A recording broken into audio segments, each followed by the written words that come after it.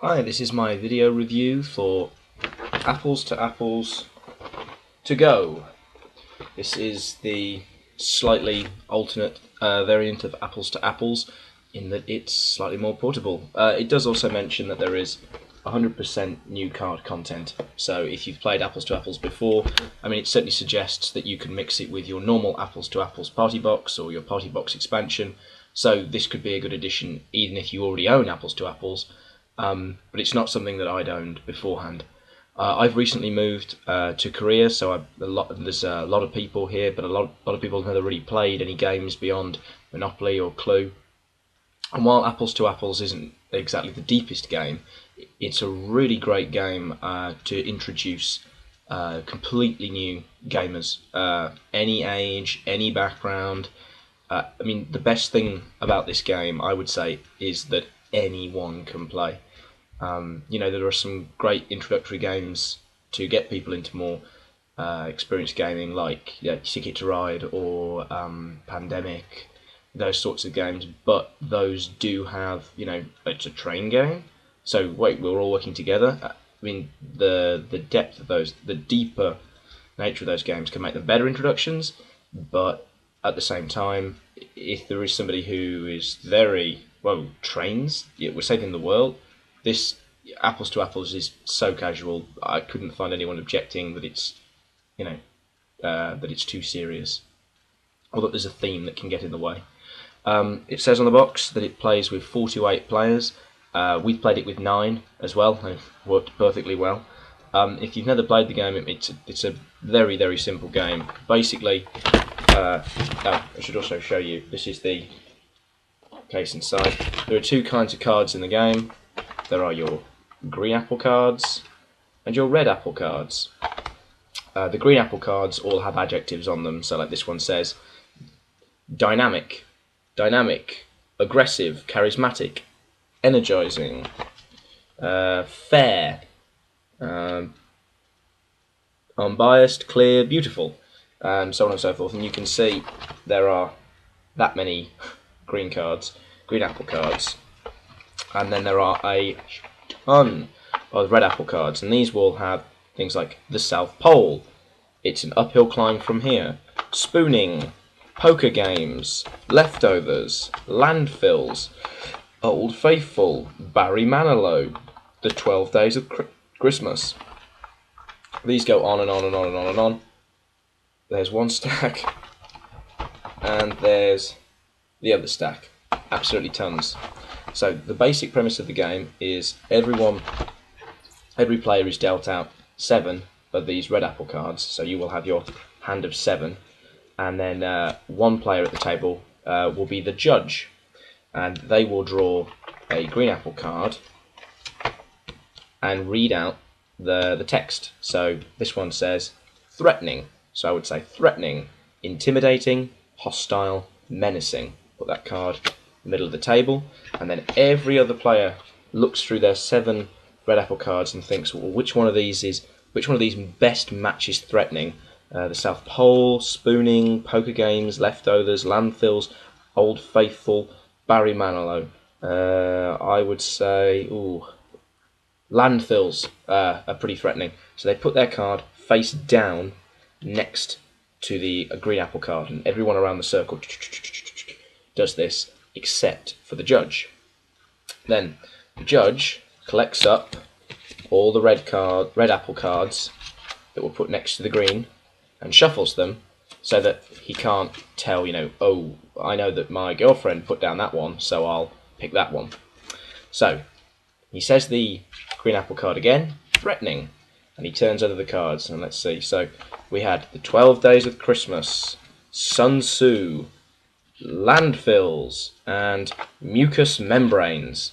And then it's entirely down to the judge which one he thinks, or she, thinks is the most suitable to the green card. So in this case it was threatening. So Sun Tzu, 12 Days of Christmas, mucous membranes, or landfills. Now, the judge doesn't put in a card, so obviously he can't pick his own. But let's say, the judge says, I think the 12 Days of Christmas are the most threatening because I hate singing and I find it really hard to buy presents. So it's completely down to that person. And they will say, okay, whose was the 12 Days of Christmas? Whose card was this? And, Sam says, oh, it was me. So Sam would get this green apple card, and this is basically a point.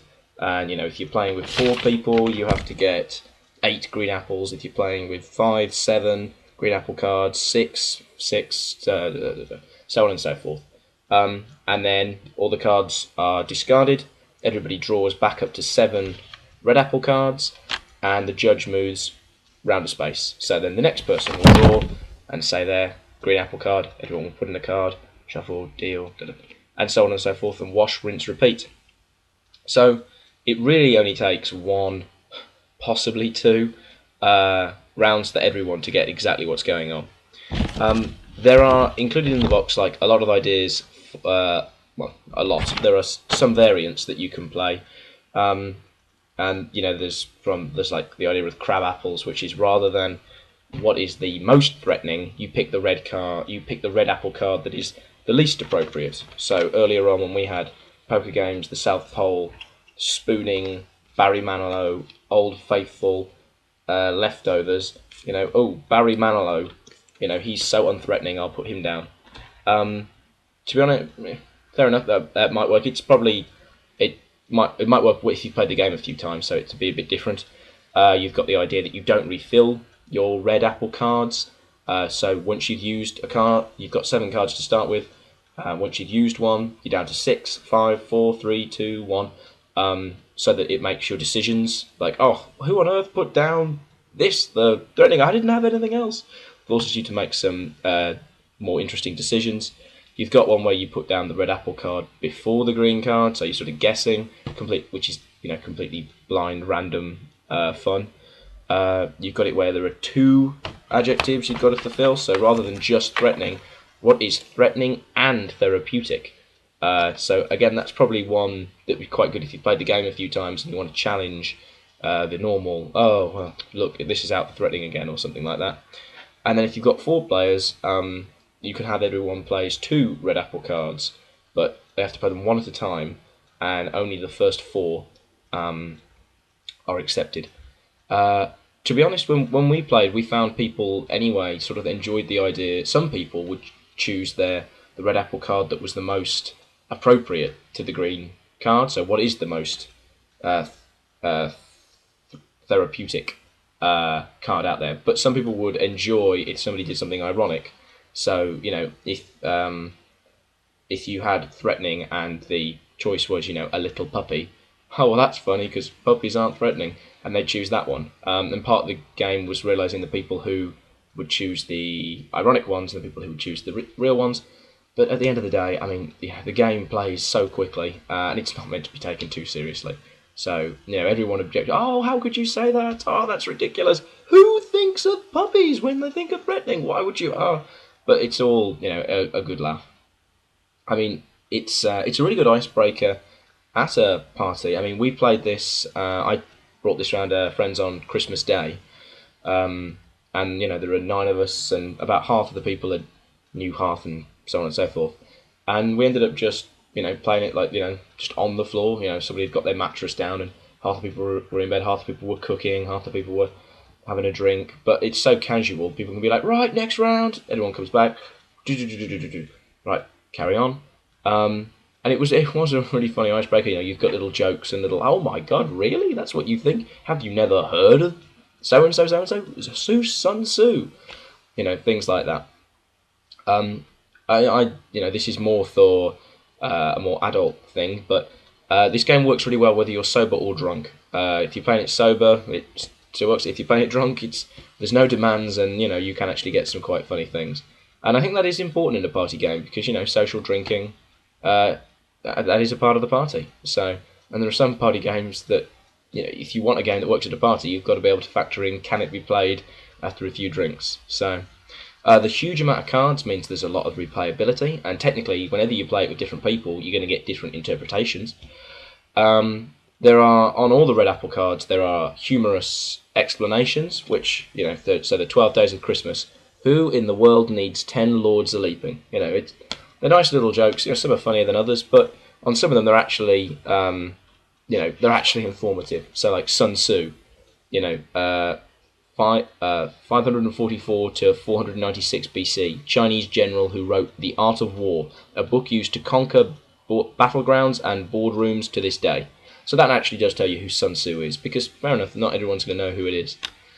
The green apple cards don't just have the one word, they've got, almost like the thesaurus style, so clammy, dank, moist, soggy. I think that's really good because that can elicit different ideas, and sometimes people might not actually know what that word means, but by reading out the 4 different versions, most people are bound to know what one of those means. It's a very portable game, obviously, like it's designed to be carried, though to be honest, you don't really need the box, you could just carry a stack of cards, which takes up even less room. Overall, I think it's a brilliant casual game. It's not really going to hold much appeal to like experienced gamers, although possibly as like a filler. Oh, come on, we've got 10 minutes until they finish their 4-hour Game of Thrones game. Why don't we'll play this while we're waiting, or like an end of the night. Oh right, well that was a really good 4-hour game of Civilization. Now we've only got like half an hour. Oh, why don't we just play apples to apples? Sometimes you've got like that. You've got that desire for a casual game that does actually, this has a set end. This can only last, a certain number of rounds, given that when someone gets to a certain amount of green apple cards, the game ends. Overall, I mean, I really enjoy it. I know, everyone that played it was like, oh, we'll have to play again. Obviously there are versions of this specifically for kids, so I don't know that this would be the best purchase for kids, but you could absolutely play this with children. One of the rules in the book says that if you're playing with like a larger number of people, that you might want to introduce a speed element where, let's say there's 8 of us playing, so there's 1 judge and 7 people have got to pick their red apple cards. The last person to select to put down their red apple card, that card doesn't count, so instead it will just be the first 6 that the judge will actually shuffle up and deal out. And we played it both ways. We played it once with this rule in, and once where it didn't matter how long you took, you just put down the card. Both were good. Obviously the one with the speed element is less casual, but at the same time it is obviously a lot quicker, because you're not going to get people going so I think depending on your group, that might be a good idea, particularly if people know the rules. It can create some interesting choices, and there is something fun about rushing to put something down, but yeah, I mean, personally I prefer to play with it that way, especially with a larger number of people. But playing when people could take their time, this isn't the sort of analysis paralysis isn't really going to come into apples to apples. Hopefully, if it is, remind them we're not really playing for anything. So that's apples to apples on the go. I would recommend it. I picked it up for a really low price. You can probably get it for not very much if you look around. Yeah, I'd recommend it. So thank you very much.